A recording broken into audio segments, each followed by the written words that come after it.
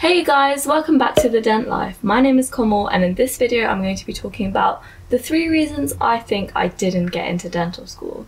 So as you guys might already know from my last video, I have finished 5th year.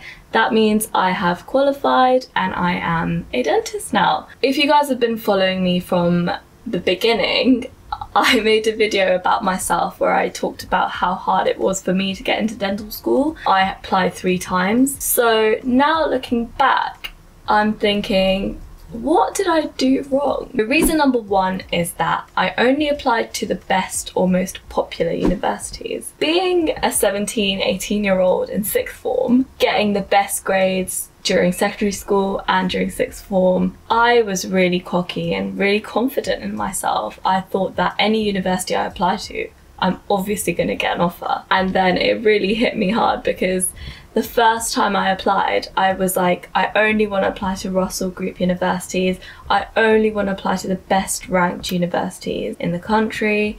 And I only want to apply to universities that are in London or close to London. I didn't think about the fact that there are only a few universities that teach dentistry anyway. So there's about 16 or so in the UK. So obviously every university that's teaching it is going to be good at it. So instead of doing what I did, you guys need to apply strategically. Only apply to universities that you know you're going to get into. For example, universities where you've met the grade requirements, you've met the UCAT requirements and the work experience requirements, all of that stuff. If you don't have an A star or a grade 8 in math, or you haven't crossed the 700 requirement for UCAT, or you don't have a 2-1 in your undergraduate degree, they're going to see that you don't have that and literally bin your application because they have so many applicants already. So they aren't going to excuse you for not meeting their requirements. That is something I should have taken into account when I was applying to dentistry, and I did not do that. Reason number 2 is that my personal statement was just not good enough. I was fake and it showed. I barely had any work experience, so I compensated for that by talking about dentistry when I didn't really know anything about dentistry. I wrote about stuff that I'd literally googled, crazy things like Emax crowns or scalers and things, and I did not know what that was, so why was I writing about it? The first time I applied, I only got 1 interview. Then the next time I applied, I made the same mistake again. Rather than talking about how I'm a valuable student and how I can contribute to the university, I started listing all the things I had done in my gap year, and again I only got 1 interview. Honestly, I still don't know if I was ever good at writing personal statements because even in my 3rd attempt of applying, I still only got 1 interview. Instead of doing what I did, actually talk about yourself in your personal statement. What makes you a good student? Why you would be valuable to the university. Don't just list a bunch of things about yourself without kind of explaining why you're talking about them. And if you want to know more about how to write a personal statement, you can check out my previous video. My 3rd reason is I was just really bad at interviews.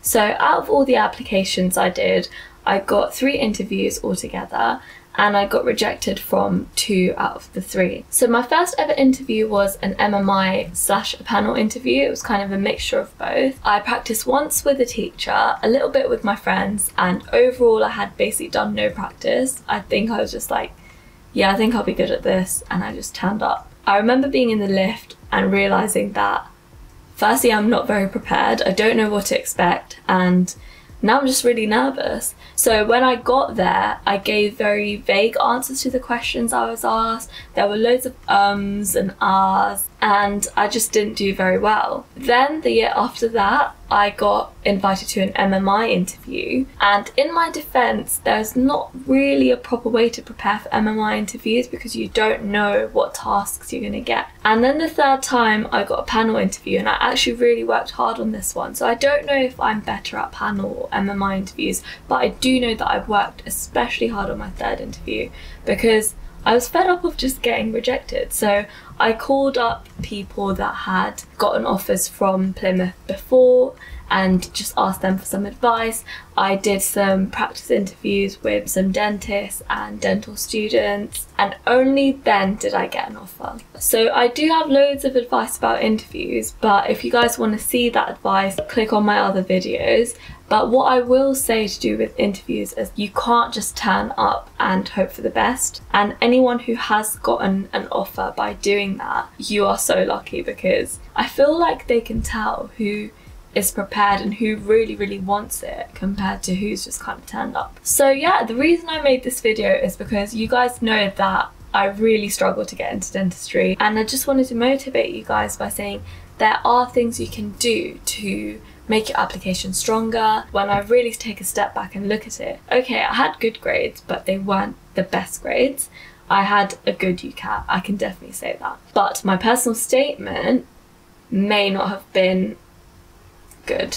So it's really important to look at yourself, reflect on yourself, and see why you didn't get the offers, and also ask the universities for feedback. I asked them why they didn't offer me an interview or why they rejected me after an interview, and it was really constructive. Also, make sure you ask the right people for help. So when I was preparing for my first few interviews, I asked teachers that didn't really know about dentistry, or I asked friends to listen to me, but they didn't really know what I was talking about either, and neither did I. So you kind of need to go to people who know exactly what a dental school would be looking for and what skills you need to be a dentist. So I would definitely ask dentists and dental students for advice. You guys are really lucky, because now there's a whole community of dentists and dental students that are offering help to applicants and help in general, and that is something that wasn't there when I was applying to dentistry, which was about 7 to 5 years ago now. So yeah, really make use of all the resources that are out there. I hope you found this video helpful. If you have any questions, then feel free to contact me. Thanks for watching, and I'll see you in the next video.